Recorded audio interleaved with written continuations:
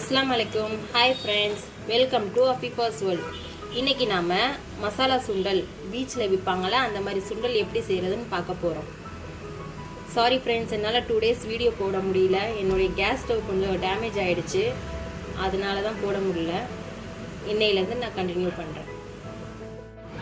மசாலா சுண்டல் செய்ய தேவையான பொருட்கள் வெள்ளை பட்டாணி வேக வச்சு நான் எடுத்து வச்சிருக்கேன். வெங்காயம் பொடியை நறுக்கியது, கருவேப்பிலை தாளிக்க, வெங்காயம் தக்காளி கொஞ்சோண்டு ஒரு அரை ஸ்பூன் இஞ்சி பூண்டு பேஸ்ட் போட்டு நான் அரைச்சி வச்சுருக்கேன்.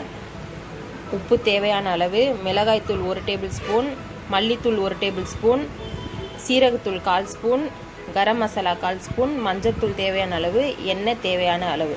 இப்போ இதை எப்படி செய்கிறதுன்னு நம்ம வீடியோக்குள்ளே போகலாம். இப்போ ஒரு கடாய் வச்சுக்கலாம்.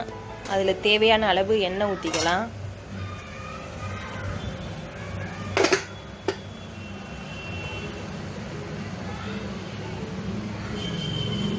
இப்போ எண்ணெய் காஞ்சதும் வெங்காயம் கருவேப்பிலை போட்டுக்கலாம்.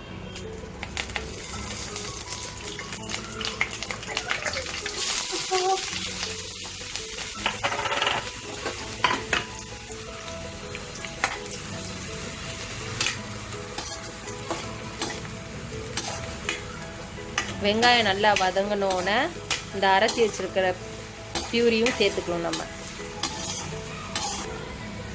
இப்போ வெங்காயம் கொஞ்சம் வதங்கினது போதும். இப்போ இதில் அந்த பியூரி சேர்த்துக்கலாம்.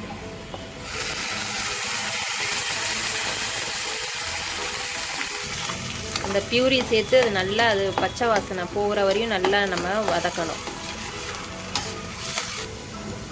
இப்போ தக்காளி எல்லாம் சேர்ந்து நல்லா வதங்கிடுச்சு. இதில் இப்போ மல்லித்தூள், மிளகாய்த்தூள், அப்புறம் மஞ்சத்தூள், கரம் மசாலா, சீரகத்தூள் இதெல்லாம் சேர்த்து நல்லா அது வதக்கிக்கலாம். அது நல்லா அது பச்சை வாசனை போக வரையும் நல்லா வதக்கணும். இப்போ இதெல்லாம் நல்லா வதங்கிடுச்சு. இப்போ இதில் லேசாக கொஞ்சோண்டு தண்ணி ஆட் பண்ணிக்கலாம்.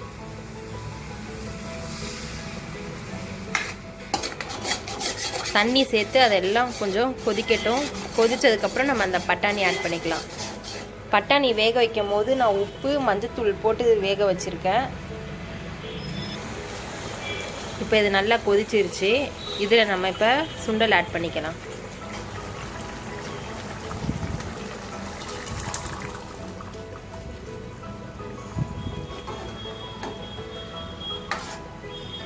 இது இப்போ எல்லாம் சேர்ந்து நல்லா கொதிச்சு வரட்டும். கொஞ்சம் திக்னஸ் ஆகிற வரையும் நம்ம கொதிக்க விடலாம்.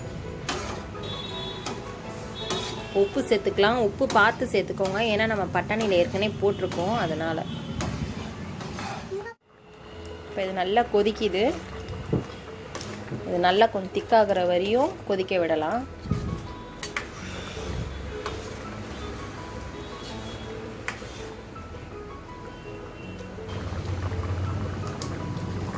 இப்போ இந்த கிரேவி நல்லா கொதிச்சிடுச்சு, நல்லா திக்காகவும் ஆயிடுச்சு.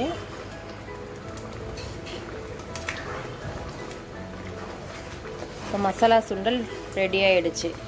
இப்போ இதை எப்படி சர்வ் பண்ணுறதுன்னு பார்க்கலாம். ஃப்ரெண்ட்ஸ், இப்போ இந்த சுண்டல் எப்படி சர்வ் பண்ணலான்னு பார்க்கலாம்.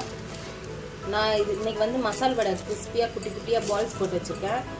அதோடைய வீடியோ உங்களுக்கு நான் லிங்க் வந்து டிஸ்கிரிப்ஷனில் கொடுத்துருக்கேன், பாருங்கள். இது கூட போட்டு சாப்பிட்டிங்கன்னா ரொம்ப நல்லாயிருக்கும்.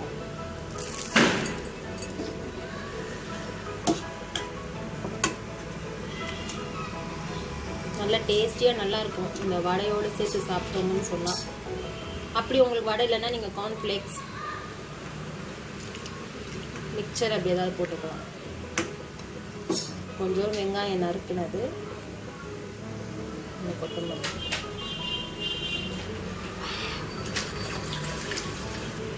ஓகே ஃப்ரெண்ட்ஸ், அவ்வளோதான். நம்ம மசாலா சுண்டல் ரெடி ஆகிடுச்சு. நல்லா டேஸ்டியாக நம்மளுக்கு ரொம்ப பீச்சில் எப்படி சாப்பிடுவோமோ அதே மாதிரி நல்லா டேஸ்டியாக இருக்கும்.